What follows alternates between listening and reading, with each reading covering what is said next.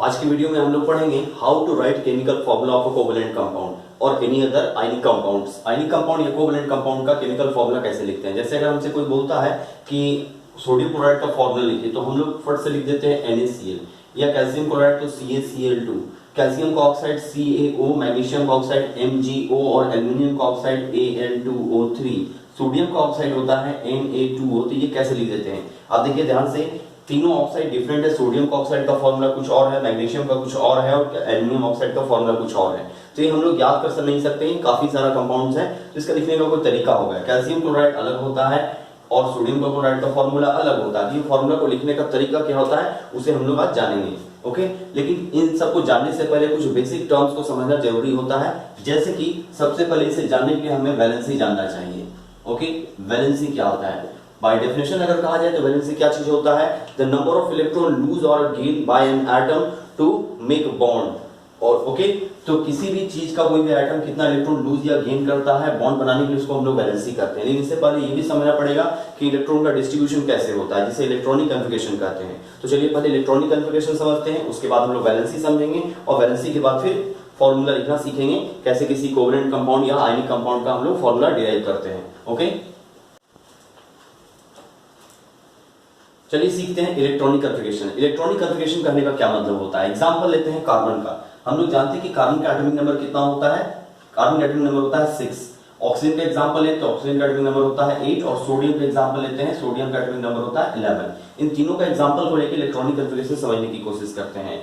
जो भी आप इसका एटॉमिक नंबर देख रहे हैं, जैसे कि अगर कार्बन का एटॉमिक नंबर 6 है, इसके पास नंबर ऑफ इलेक्ट्रॉन का जो संख्या है वो 6 है। इसके पास ऑक्सीजन की बात करें तो नंबर ऑफ इलेक्ट्रॉन की जो संख्या है वो इसके पास 8 है और similarly number of electron in sodium atom ये आपका 11 है। लेकिन ये जो इलेक्ट्रॉन का संख्या है, क्या किसी एटम के भीतर सारे इलेक्ट्रॉन एक जगह पर होता है? नहीं। जो इलेक्ट्रॉन का डिस्ट्रीब्यूशन होता है न्यूक्लियस के बाहर अलग अलग ऑर्बिट में, उसी को हम लोग इलेक्ट्रॉनिक कन्फिगरेशन कहते हैं। जैसे देखते हैं हम लोग क्या जानते हैं, हम लोग जानते हैं कि जो भी एटम होता है वो स्फेरिकल है और उसके भीतर एक न्यूक्लियस होता है। इसे मैं न्यूक्लियस से दिखाता हूं, इसे रेड कलर से मार्क कर देते हैं, ठीक है। तो ये जो आप देख रहे हैं छोटा सा सर्कुलर पार्ट, ये न्यूक्लियस है। ओके, इसे डार्क कलर से सेट कर देते हैं। ओके, इसके बाहर अलग अलग सर्कुलर ऑर्बिट में इलेक्ट्रॉन रिवॉल्व कर रहा होता है, इस तरह का ऑर्बिट में। ऐसा कितना ऑर्बिट हमारे पास होता है? इन सभी हमारी जानकारी में हमारे पास टोटल 7 ऑर्बिट्स हैं। सबका नाम है, फर्स्ट ऑर्बिट का नाम है K, सेकंड का L, उसके बाद M, फिर N, O, P and Q। सारा ऑर्बिट लिखने का जरूरत नहीं है और ऐसे बोर्ड भी आपका स्पेस कम पड़ जाएगा, लेकिन हम लोग 3 ऑर्बिट से काम चलाएंगे, ठीक है। K, L, M, N और P और Q, इस तरह का हमारे पास 7 ऑर्बिट है और हर ऑर्बिट में, हर सेल में इलेक्ट्रॉन का जो कैपेसिटी होता है वो अलग अलग होता है। और उसे कैसे डिराइव करते हैं? तो वो इलेक्ट्रॉन का जो कैपेसिटी होता है उसे एक फॉर्मूला से हम लोग निकालते हैं जिसको कहते हैं 2n²। यहाँ n क्या होता है? देखिए K जो है अंदर से पहला सेल होता है, तो K जो है फर्स्ट सेल है। K का वैल्यू आपका मान लीजिए फर्स्ट सेल है, L मेरा सेकंड है, M थर्ड सेल है, N फोर्थ सेल है, N 5 सेल है, P आपका 6 है और Q आपका 7 सेल है। तो ये जो n का वैल्यू है, उस n का वैल्यू को अगर हम n के जगह पुट कर देते हैं, ये जो वैल्यू देख रहे हैं सेल का, तो हम पता लगा सकते हैं कि K सेल में टोटल कितना इलेक्ट्रॉन रह सकता है। चलिए देखते हैं, अगर K सेल की बात करें तो K सेल में n का वैल्यू 1 है, तो 2 into 1 का स्क्वायर मींस 2 into 1 मींस 2। इसका मतलब K सेल में कितना इलेक्ट्रॉन रह सकता है? तो K में 2 इलेक्ट्रॉन रह सकता है। इसे यहाँ रेड पेन से लिख देते हैं, K में 2 इलेक्ट्रॉन रह सकता है। आगे देखते हैं, अगर हम लोग L सेल की बात करते हैं, ओके देखते हैं 1 मिनट। अगर मेरे पास L सेल है, L का वैल्यू 2 है, तो 2n² में हम लोग पुट करेंगे 2 into n का वैल्यू 2 का स्क्वायर, तो क्या हो जाएगा 2 2 2 4 4 2 8। इसके हिसाब से L सेल में कितना इलेक्ट्रॉन रह सकता है भाई? तो इसमें 8 इलेक्ट्रॉन रह सकता है। सिमिलरली हम लोग आगे बढ़ते हैं, तो अगर हम लोग M की बात करें, M = 3, M थर्ड सेल है, इसमें 2n² का फॉर्मूला लगाते हैं, तो 2n का वैल्यू 3 का स्क्वायर। ओके, तो 2 3 3 जा 9 9 2 जा 18। ये हमारे पास आ गया M सेल। M सेल का इलेक्ट्रॉन का कैपेसिटी हो गया 18। इस तरह से आप आगे भी निकाल सकते हैं, इसमें आएगा 32 एंड सो ऑन। लेकिन हमारे जो यूजफुल है वो हमारे लिए M सेल तक ही है। K, L और M यही 3 सेल है। तो हम लोग 3 सेल में इलेक्ट्रॉन का डिस्ट्रीब्यूशन पढ़ेंगे डिफरेंट एलिमेंट्स का एग्जांपल लेकर के। एक बार फिर से देखते हैं हम लोग क्या पढ़ रहे हैं। हम लोग पढ़ रहे हैं इलेक्ट्रॉनिक कन्फिगरेशन क्या होता है। इलेक्ट्रॉनिक कन्फिगरेशन करने का मतलब होता है किसी एटम के अराउंड इलेक्ट्रॉन का जो डिस्ट्रीब्यूशन होता है उसको हम लोग इलेक्ट्रॉनिक कन्फिगरेशन कहते हैं।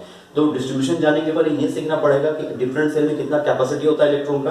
तो तो हम लोग क्या लिखे, के सेल में 2 इलेक्ट्रॉन का कैपेसिटी होता है, एल सेल में 8 इलेक्ट्रॉन का कैपेसिटी होता है और एम में 18 इलेक्ट्रॉन का कैपेसिटी होता है। ओके, इसको हम लोग एग्जांपल लेकर समझते हैं। तो चलिए अब हम लोग एग्जांपल लेते हैं। एग्जांपल हमारे पास क्या है, hydrogen, helium, lithium, beryllium, boron, carbon. कुछ और एग्जांपल लेंगे, पहले इनको सॉल्व करते हैं। हम लोग क्या जानते हैं, हाइड्रोजन का एटॉमिक नंबर 1 होता है और इसके पास एक सेल होता है। फर्स्ट सेल में 2 इलेक्ट्रॉन का कैपेसिटी है और हाइड्रोजन के पास कितना इलेक्ट्रॉन है, ओनली 1, तो एक इलेक्ट्रॉन इसके पास भर जाएगा। अब हम लोग देखते हैं हीलियम का एग्जांपल थे। हीलियम का एटॉमिक नंबर 2 होता है, इसके मतलब इसके पास 2 इलेक्ट्रॉन है और फर्स्ट सेल में इलेक्ट्रॉन भरेगा। यहाँ देख सकते हैं, अगर आपके पास कोई एटम है तो सबसे पहले इनर सेल भरेगा, जब ये कंप्लीट होगा तब अपर सेल भरेगा एंड सो ऑन। तो अब देखते हैं हीलियम के पास कितना, 2 इलेक्ट्रॉन है और हीलियम के पास 2 इलेक्ट्रॉन है, पहला सेल में 2 इलेक्ट्रॉन का कैपेसिटी होता है। मान लीजिए हीलियम का न्यूक्लियस है, उसके बाहर ये सेल है, इसमें 2 इलेक्ट्रॉन का जगह, तो इसमें पहला सेल इलेक्ट्रॉन भरेगा और दूसरा भरेगा, मतलब इसमें 2 इलेक्ट्रॉन भर गया, इस तरह का। फिर हम लोग एग्जांपल लेते हैं लिथियम का। लिथियम के पास कितना इलेक्ट्रॉन है, 3। मान लीजिए हमारे पास एक एटम है, ये न्यूक्लियस इसका फर्स्ट सेल है या सेकंड सेल है। पहला सेल में 2 इलेक्ट्रॉन का कैपेसिटी होता है, आपके पास लिथियम के पास 3 इलेक्ट्रॉन है, तो पहला 2 इलेक्ट्रॉन फर्स्ट सेल में भर जाएगा। अब कितना बच गया, हाथ में एक बच गया, 1 इलेक्ट्रॉन, तो ये आगे वाला सेल में मींस के बाद एल में भरेगा। उसी को हम लोग यहाँ लिखते हैं इस तरह से, के सेल में 2 इलेक्ट्रॉन और एल सेल में 1 इलेक्ट्रॉन। एग्जाम्पल और लिया जाए तो अब हमारे पास एग्जाम्पल होगा बेरिलियम का। बेरिलियम को देखते हैं, बेरिलियम का न्यूक्लियस हो गया, उसके बाहर अभी हम 2 ही सेल ड्रॉ कर रहे हैं। बेरिलियम के पास 4 इलेक्ट्रॉन है, पहला सेल में 2 इलेक्ट्रॉन का कैपेसिटी होता है, तो पहले 2 इलेक्ट्रॉन भर जाएगा इस तरह से। अब हाथ में कितना बचा, 2 इलेक्ट्रॉन बचा, तो 2 इलेक्ट्रॉन कहाँ जाएगा, अगला सेल में जाएगा। ये कहीं भी ड्रॉ कर सकते हैं 2 इलेक्ट्रॉन आप, इसके पास 8 का कैपेसिटी, अभी 2 भरा है, तो इसको हम लोग कैसे रिप्रेजेंट करेंगे, देखिए के वाला ग्रुप में 2 इलेक्ट्रॉन आया, एल सेल में 2 है तो एल में हम 2 लिखेंगे। इस तरह से अगर बोरॉन का एग्जांपल है तो बोरॉन का एटॉमिक नंबर होता है 5। देखिए बोरॉन का ड्रॉ किया जाए तो बोरॉन का एटॉमिक नंबर 5 है, तो न्यूक्लियस, के सेल, एल सेल, एम की भी जरूरत नहीं है, तो के सेल में पहला इलेक्ट्रॉन भरेगा, फिर दूसरा इलेक्ट्रॉन भरेगा। देखिए 5 में से 2 इलेक्ट्रॉन भर गया, बच गया कितना, 3। अगला सेल में 8 का कैपेसिटी है, तो ये सबको होल्ड कर लेगा, 1 2 3, इसलिए हम लोग लिख सकते हैं बोरॉन का इलेक्ट्रॉनिक कॉन्फ़िगरेशन 2 3। कार्बन का एग्जांपल लिया जाए, कार्बन के पास कितना इलेक्ट्रॉन है, 6 इलेक्ट्रॉन है। 6 इलेक्ट्रॉन को हम लोग कैसे फिल्ड करेंगे भाई, तो हमारे पास जो एटम है न्यूक्लियस, पहला एक ऑर्बिट, दूसरा ऑर्बिट। कार्बन के पास 6 इलेक्ट्रॉन, पहला के सेल में 2 इलेक्ट्रॉन का कैपेसिटी है, दोनों भर जाएगा। अब हमारे पास कितना बचा, 4 इलेक्ट्रॉन। देखिए 6 में से 2 इलेक्ट्रॉन भर दी, तो पहला सेल में 2 भर गए, यहाँ 2 लिख दिए। अब हमारे पास कितना बचा, 4, 6 - 2 4। ये 4 इलेक्ट्रॉन सेकंड सेल में भरेगा, 1 2 3 एंड 4, आप कहीं भी दे सकते हैं। तो इसका जो डिस्ट्रीब्यूशन हुआ वो हो गया, फर्स्ट सेल में 2 और सेकंड सेल में 4। अब हम लोग कुछ और एग्जांपल लेते हैं इसके आगे। अब हम लोग एग्जांपल कुछ और एलिमेंट्स का लेते हैं। चलिए देखते हैं नाइट्रोजन का। नाइट्रोजन का जो एटॉमिक नंबर होता है वो होता है 7। ओके, तो हम लोग जानते हैं कि फर्स्ट सेल में कितना इलेक्ट्रॉन रख सकता है, 2, तो 7 में से 2 यहाँ भर गया और कितना बच गया, 5 इलेक्ट्रॉन बच गया। और फर्दर 5 इलेक्ट्रॉन, अगला सेल में 8 का कैपेसिटी है, मेरे पास 5 है, तो ये 5 पूरा का पूरा यहाँ आ सकता है। ऑक्सीजन का एटॉमिक नंबर होता है 8, इसके पास 8 इलेक्ट्रॉन है।